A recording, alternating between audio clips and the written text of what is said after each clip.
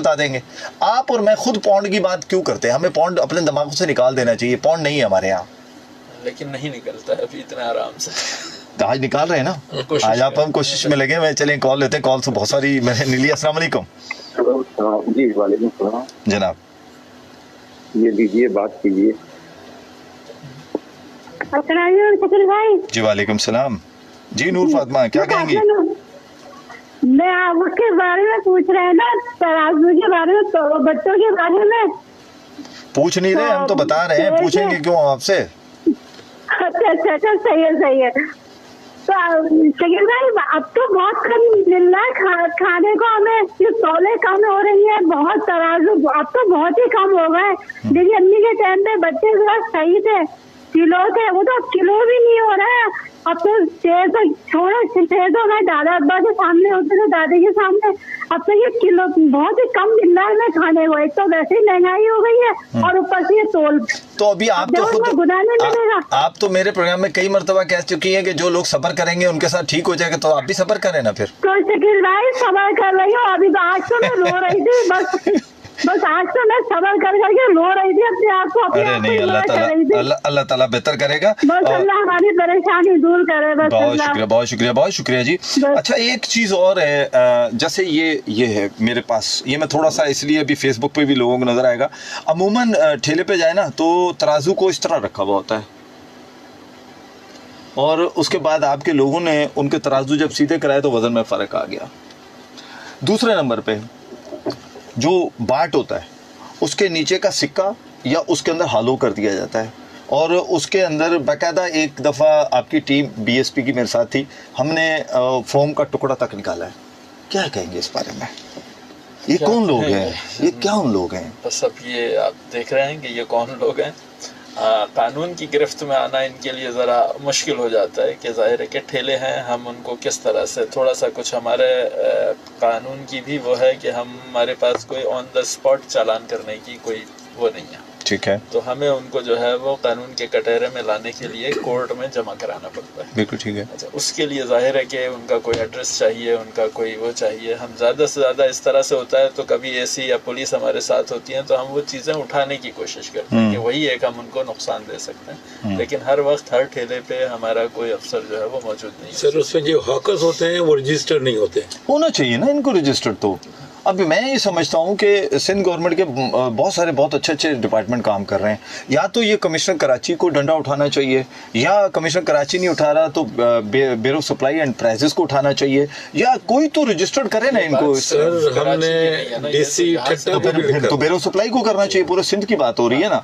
तो हर अगर हॉकर्स है जो सुबह निकलता है लेकर आता है, अब हॉकर तो नहीं कहना चाहिए उसको, ना उसको ठेला कहना चाहिए, वो तो प्रॉपर एक शॉप बना के बैठ गया ना। जी बिल्कुल। अब उसकी शॉप या फिर वो यूसी की सतह पे अपना रजिस्टर्ड कराए। जी, और ये मैं आपने प्रोग्राम के तवज्जो से, और मैं इंशाल्लाह ताला यूसी चेयरमैन को भी लेकर आऊंगा, आप इनको रजिस्टर्ड करें और इनको एक रजिस्ट्रेशन नंबर दें। आप बेशक इनसे मंथली लें, आप उसका रेंट लें, इनसे सालाना रेंट लें, जो भी करना करें, लेकिन इनको रजिस्टर्ड तो करें कम से कम। ये सरकार के जो बड़े अदारे हैं जिन्होंने इनके ऊपर नकील डाली है, जिन्होंने इनको कंट्रोल करना है, वो किसी तरीके तो इनको कंट्रोल कर सके। सर, हमारे बचपन में जो गधा गाड़ी वाला था उसके पीछे भी एक टीन लगा होता था, उसमें नेम, वल्दियत और कोड उनके पास होता था। माजरत के सर, आज तो आवाम बेचारी गधे बन गई है। जी हाँ, तो 20 रुपए के चार्ज लेते थे और पीछे से वो लगा देते थे।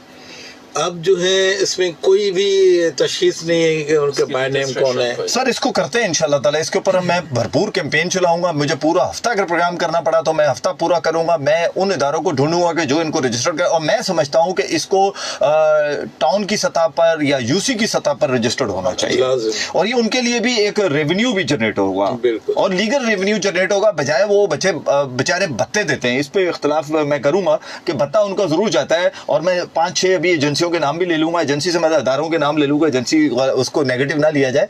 इदारों जो आकर बकायदा उनसे पैसे लेके जाते हैं कि जनाब आप ये गलत जगह ठिया लगाया, तो उसका ठिया रजिस्टर करते हैं आप, लगाना तो उसे है, तो कम से कम उसको आप प्रॉपर कर देंगे, और फिर उसका एक सर्टिफिकेट या कुछ ऐसी दे दें ताकि कल ये जाए अदारा तो कम से कम वो ये तो कर सके, उसका फाइन कर सके, उसको जुर्माना कर सके, उसको तब भी कर सके, उसके साथ जिस तरह दुकानदार को कंट्रोल किया जाता है उसे भी किया जा सके।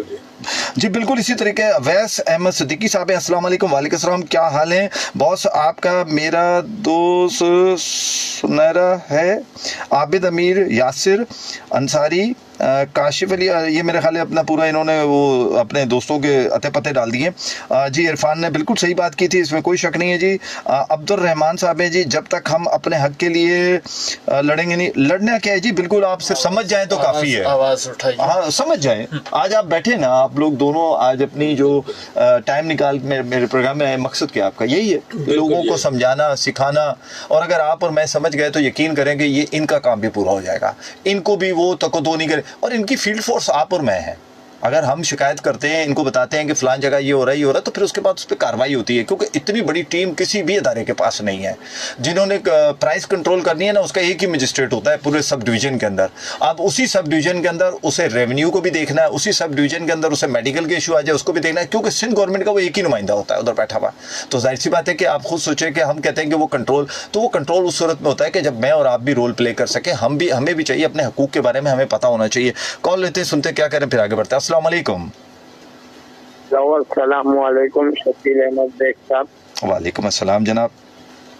मेहमान गिरामी को शो में खुशामदीद है। अस्सलामुअलैकुम। सर मैं ये पूछना चाह रहा था, पत्ती जो है ना 25 लीटर के हिसाब से तो नहीं मिलती है मेरे ख्याल में। जो हमारे ब्रांडेड कंपनियां हैं, क्योंकि ब्रांड का नाम आप लोग नहीं देते हैं इजाजत, तो उनका अगर आप पत्ती लें तो 1 किलो पत्ती जो होती है वो 875 ग्राम की होती है। मैंने खुद वजन करवाया। क्या होता है, सॉरी थोड़ा सा, पत्ती को क्या होता है?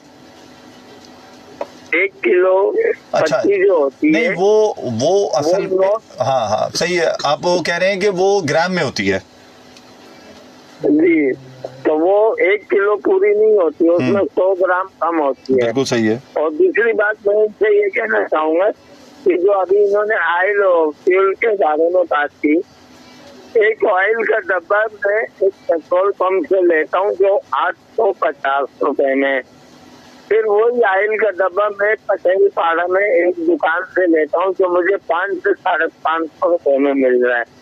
अब मैं उसको बोल रहा हूँ कि भाई ये 2 नंबर ऑयल है, तो वो मुझे कह रहे हैं इसके पीछे कोड लिखा हुआ है, आप ये कोड SMS करो, आप पता लग जाएगा।